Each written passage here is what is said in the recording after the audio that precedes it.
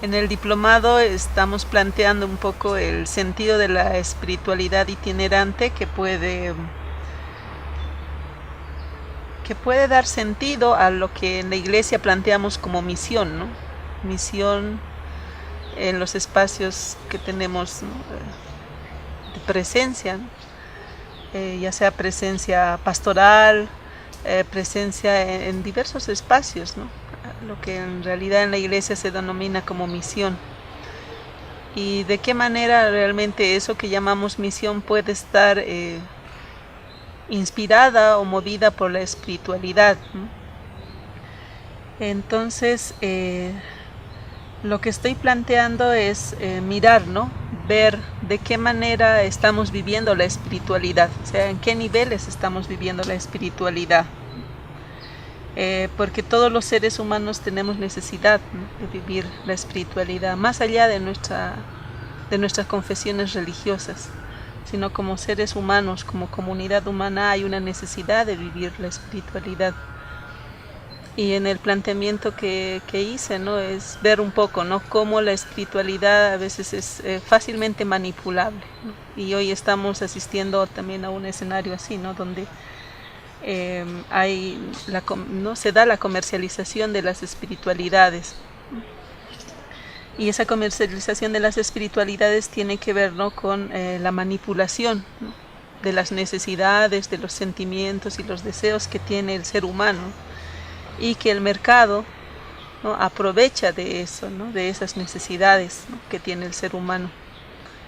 Y frente a esa realidad que estamos viviendo y que estamos viendo, ¿no? como desde el camino, el caminar de la espiritualidad cristiana, se puede proponer, ¿no? una espiritualidad mucho más enraizada, una espiritualidad mucho más profunda, mucho más dinámica, no una espiritualidad que está anclada en un determinado templo, ¿no? o con una determinada doctrina, sino más bien una espiritualidad que es itinerante.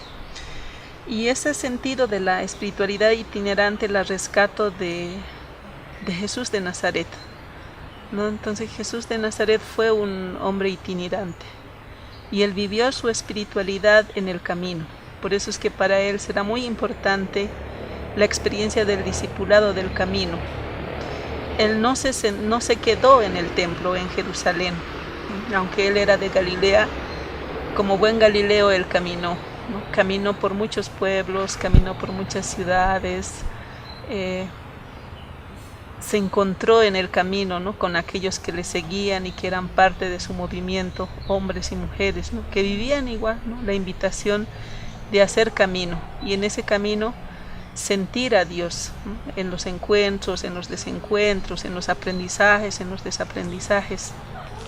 Para Jesús eso era muy importante, ¿no? vivir una espiritualidad en y desde el camino, porque el camino en realidad, ¿no? a él le daba como esa noción de plantear el sentido de lo que después él llamará reino de Dios o reinado de Dios, que es la integración, ¿no?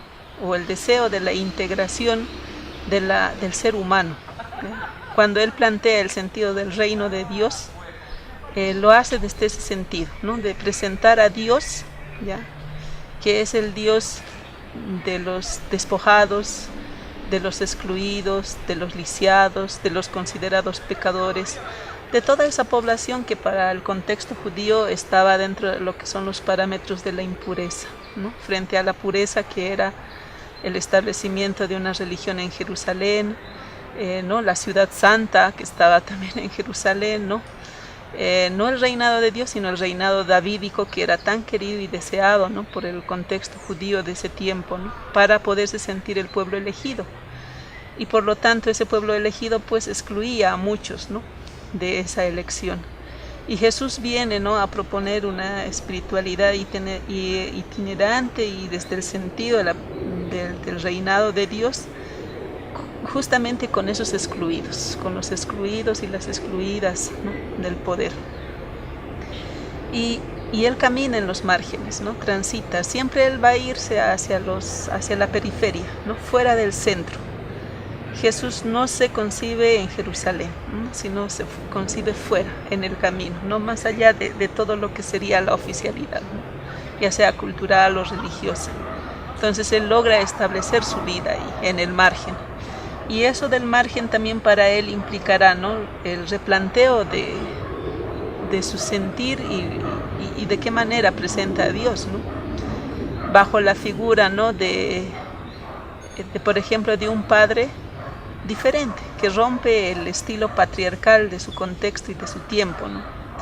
No es ese padre autoritario y amo, sino es un padre de misericordia, un padre que acoge a aquel que es considerado como impuro, ¿no? Aquel hijo que se va y lo acoge, ¿no? Lo viste, le da la mejor comida, lo recibe después de que el hijo se había ido, pero él lo recibe. Entonces esa es la imagen de padre que Jesús va a plantear, ¿no? Una imagen de un padre casi sin poder, ¿no?, para el contexto judío, ¿no? Entonces esa noción de un padre sin poder, ¿no?, va a ser recibido con mucha más fuerza, ¿no?, por toda esa población que se siente excluida y anulada, ¿no?, por el sistema religioso de ese pueblo.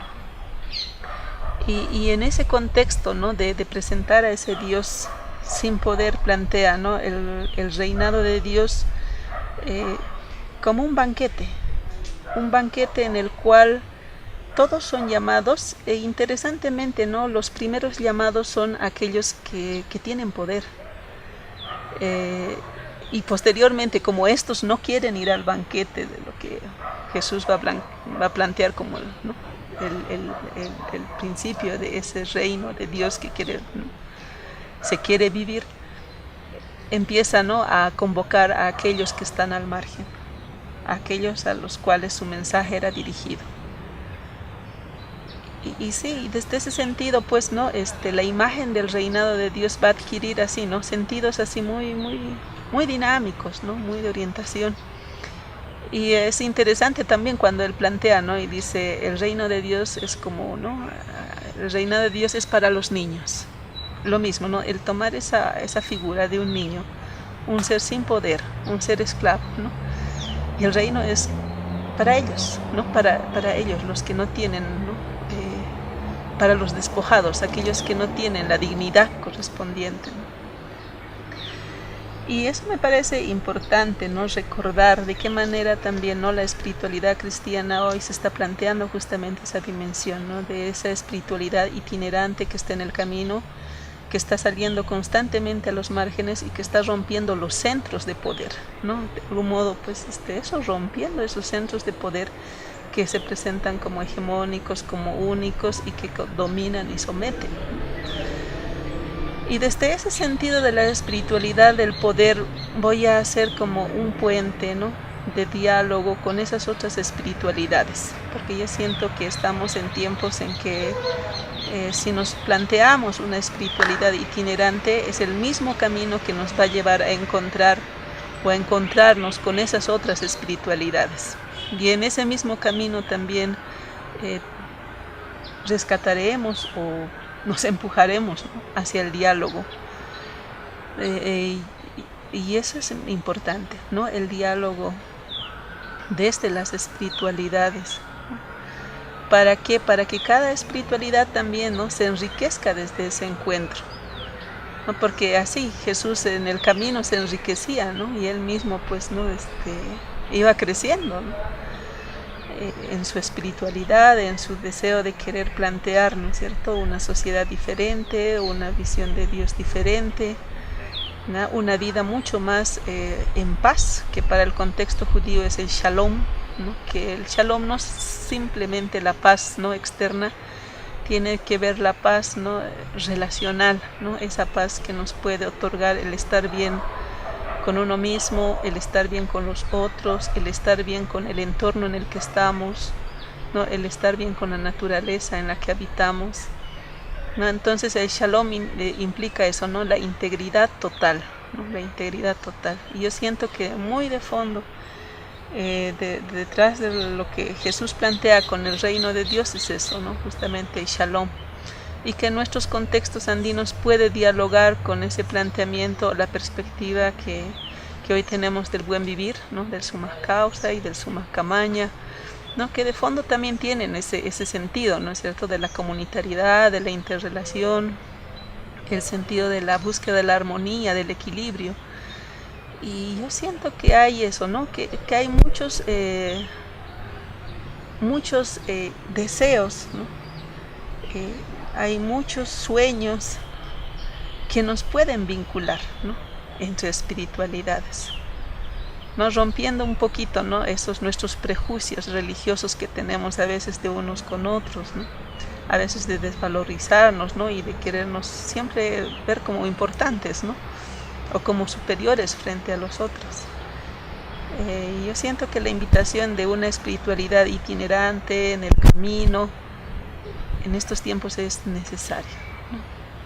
No solamente para nosotros llevar el anuncio de lo que consideramos buena noticia, sino también escuchar las otras buenas noticias que nos pueden ofrecer las espiritualidades vividas, ¿no?, en diversos contextos, en diversos pueblos, ¿ya? Y que eso nos puede llevar, ¿no?, a sumarnos en un camino común.